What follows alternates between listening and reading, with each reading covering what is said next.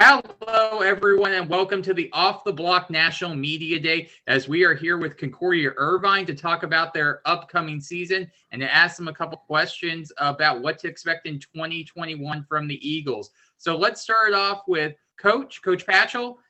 We saw you guys last year. You guys were pulling upsets and surprising a lot of people. What's in store for Concordia-Irvine this upcoming season?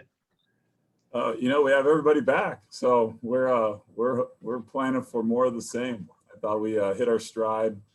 We were peaking at the right time, and I think we're still peaking. So we had a great fall, no setbacks, and we're looking forward to getting going. Today's our first practice, so we're fired up. We have a little lather up. Well, and Coach, talking about this offseason, what for you was the biggest challenge this offseason? Because I can imagine there were many compared to a typical year.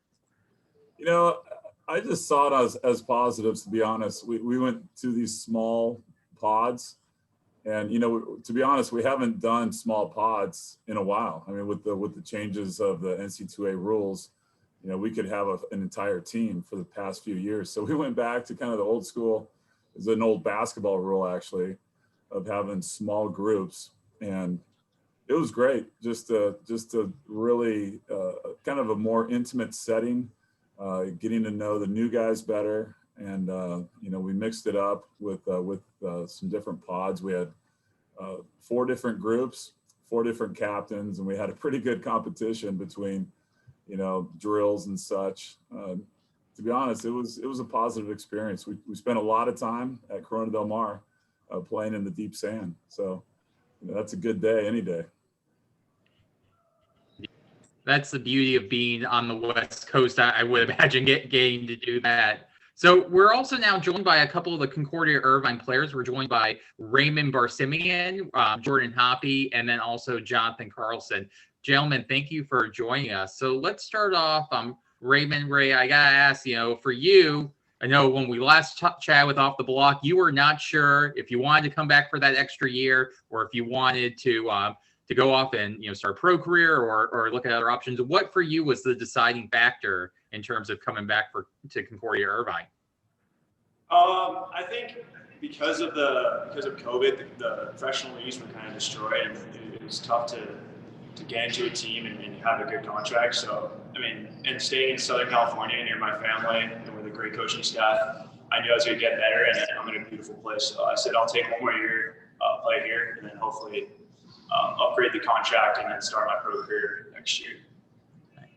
And then for you as well, academically, I know that I believe you have like a 4.0 GPA or something insanely high like that. What have been some of the things you've been able to do academically? Have you been able to pursue any additional classes or advanced degrees along with playing volleyball? Right now, I'm doing my master's in healthcare management. I've definitely matured over the years. In the beginning, I was not as good of a student in my undergrad, but now I'm better with managing my time, and I found something I really enjoy. So it's good. I'm going to finish my master's and go pro after that. Jonathan, I want to bring you in really quick. You look at this team. What do you feel is going to be the biggest strength of this team in 2021? I think we're fighters. I think last year at the end of the season, we found a groove that we knew deep down we could find, but it just took getting over the hump of some really good teams. And I think we have, you talk about the underdog mentality, and we are, coming in ranked relatively high in terms of all the polls, but we still have that chip on our shoulder because you don't think of Concordia as this big volleyball program like USC or UCLA, and so that's got that going for us. And I think just wanting to play the game the right way and have fun with it, and really enjoy the grind of every day is something that, as a collective, I think we do well. Well, Jordan, I want to ask you Jonathan alluded that a little bit, talking about some of the expectations. Your first season wasn't too much. Not a lot of people were expecting stuff from you guys, and you shocked everyone with a high finish in the Npsf. How do you guys handle now that there's expectations on this program and people are coming to matches expecting you to win and be the favorite? Yeah, I think, I think day by day, we just really got to stay in the moment and hold our head high really day by day. I think we can't really let, rankings affect us. I think it's important to just stay grounded, kind of what John was saying. And, right, we're number 12 right now, but we're setting our sights higher, and we've got a lot of work to do to get there. And I know that each and every day we're trying to chip away and become the best team we can be. But yeah, it just starts every single day in the gym. We go from there. And Coach Patrick, I want to bring again, talking about your team, you have a pretty big roster, one of the biggest rosters you guys have had in your program history. I'm sure that's great for the depth. Are there any challenges also having such a big roster? We just like to surround ourselves with, like John said, fighters, guys that just love the game. I kind of reminded of myself. I got into the game late. I was a basketball guy most of my era. We were all basketball players. We got into volleyball after the '84 Olympics.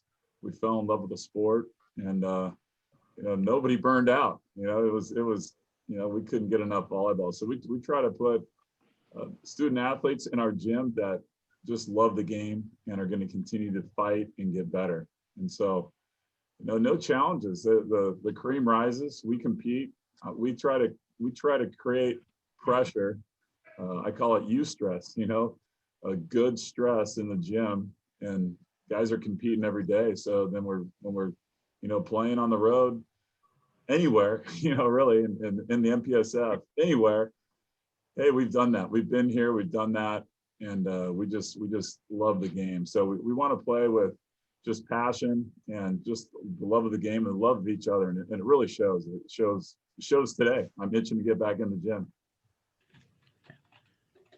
Well, Coach, I also want to ask you about your setter, who's not with us, but obviously will be a big part of your team this season, and McLean Mott. Can you just talk about him this season and last year starting as a true freshman and how he's looked how he's looked in the gym so far? Well, the greatest thing about Mott is, he's coachable, and he listens to these guys. These three guys have been studs, and so it's we threw him in the mix with no experience, but we have some arms to set, and so it's not like he has to manufacture points. He has to just set the right guy, and these guys are three good options. And so McLean he's a fighter as well, plays great defense, and he continues to listen, and he's very, very coachable, and these three guys will attest that he's a fighter, he's a competitor, and so he's the type of setter that we like.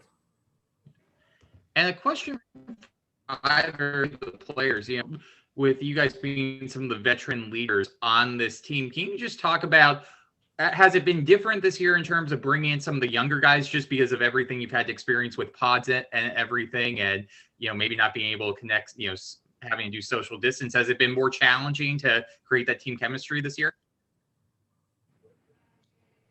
Oh, I would say at beginning with the pods, it was first a little bit difficult to really get to know the guys and really get to understand the freshmen, and especially us being, me and Ray now being in our master's program, for Ray for 2 years, me for my first year. These younger guys coming in, they got birth years in the 2000s, so it's a little bit interesting for us, younger generation. But I think over time we've some of the lifts or the holds have been lifted with COVID and stuff. We were able to kind of get to know the younger guys, and really get to know who they are, and form that kind of team bond that we need.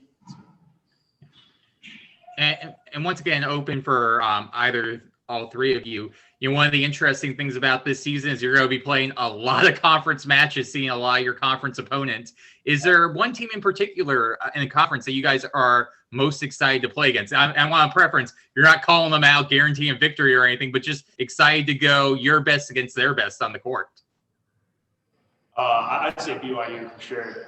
I think we've been able to upset them every year, and this year a lot of the older guys have matured, and we have our own game. And they have a lot of, yes, they're an amazing team, and they have a lot of hype on them, but we're also very amazing, and we got good heads on our shoulders, and I think we're going to give it to them this year. And that's the team I'm most excited about, and then same with the rest. Npsf is an amazing league to be in. Yeah, I think for us too, I think we expect BYU to, maintain their level. And I think that's the expectation that we have is we'll hopefully meet them in, the Npsf conference tournament. And that's the team that we're going to have to defeat. So, but for John, I mean, excited for every team? Yeah, I'm excited for every team. I mean, obviously BYU coming in at number one is a big thing. Like we want to make sure that we're bringing our best against them. But I mean, all these matches matter, and taking every match like it's a national championship game is what we want to do. And I think it's important that we keep that mindset for our third game in a row, not just the first game. I mean, we got 4 back-to-back games on some of these weekends, and treating every game like it's a new game, and like yesterday didn't happen is something that we're all trying to buy into. Yeah. And Coach, I want back to you really quick. I can imagine this offseason you're probably sick of having conference calls discussing the schedule. Can you just talk about how chaotic this has been trying to put together a schedule, and what's your thoughts of kind of the format that you guys are going with this year? I just checked my phone and I got a text from John Costi confirming our matches, and so we just got a third match with BYU yesterday. I'm working on a third match, hopefully a fourth match with Stanford. Yeah, it's just, it goes to show what a great, fraternity we are in men's volleyball. We totally supportive of Stanford and what they're going through. And I'm excited to go up and play in Burnham Pavilion again. And, hopefully not for the last time, but maybe for the last time. But, we get on these conference calls. It's good to see each other, and we're working through it. We're flexible. We're playing Pepperdine, 4 times. We're playing, twice, and in an off week, and so it just goes to show what is right with men's volleyball. It's great. So we're sticking together, and we're happy. We're proud of the Npsf. So a couple final questions here before we wrap up, and I'll toss it back to the players here. So for you guys, give us a player on the team who, may not be someone that fans know a lot about, maybe not be big on the stat sheet, but someone who you feel is on your team is going to have either a big breakthrough season or just someone that people need to know about because they have an awesome story.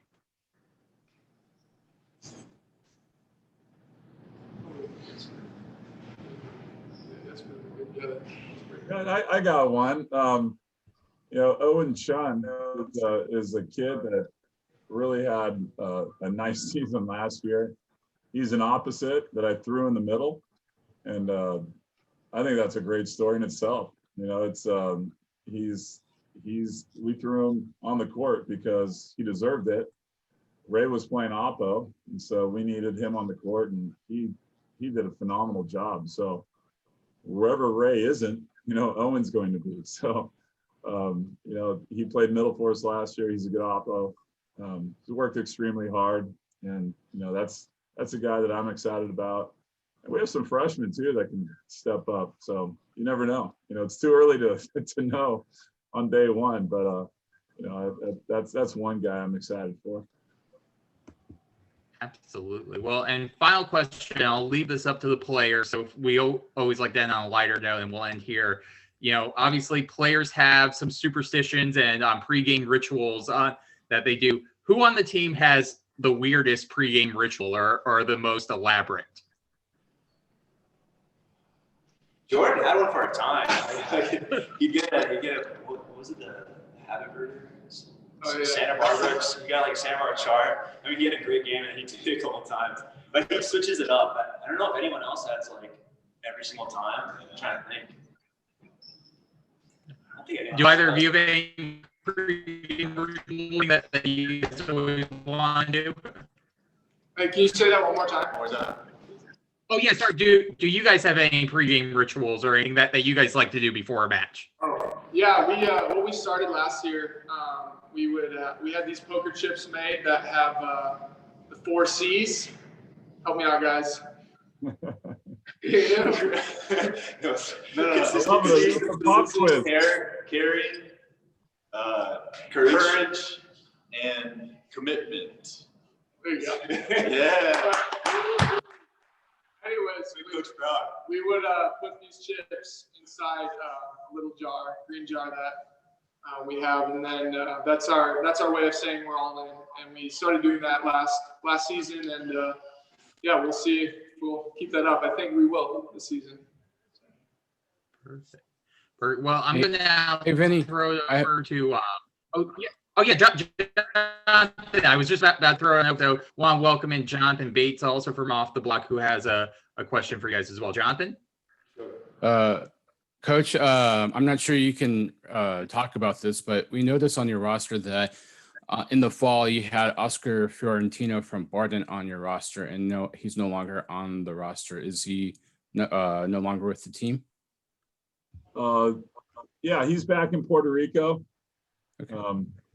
The sand was too deep here, so he's home. He got a little homesick, I think. Okay. And then another question. I know you're not going to make excuses, but you're the only D2 program in the Npsf, and you have 3 Pac-12 Power 5 conference members in your league. What disadvantage do you have being a Division II school and competing in the Npsf? You know, it's we love it. You know, it's we have a smaller campus, and you know, we made the jump into Division II, and you know, we're just stoked that we get to play in the Npsf.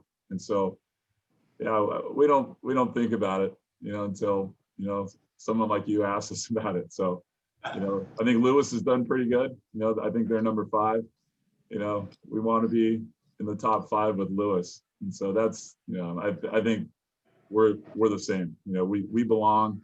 You know, we want to go win a national championship, Division I, Division II. So, you know, the players I recruit are Division I players. So, you know, we're just excited to get it going and you know, get a season under our belt, and we're hoping to play in May. And then my final question is for you, Ray. Your brother is down the street at UC Irvine. So how often do you talk to him during the season, and how disappointed are you that you will not be able to play him during the season this year? We Snapchat almost like every other day, so I'm in close contact with him. And then weekends we try to get back home, which is in Glendale, an hour away, so I get to see him and talk to him. And I'm definitely a little bit bummed that way I don't get to play his team. And he said he definitely supports me still. Like when we play him, he supports his team, and he stays pretty neutral because we have a good relationship. So it's all fun. It's brother love. No trash talking. I mean, if he gets on the court, there will be trash talking. But he wasn't on the court last year. We'll see this year. Nice.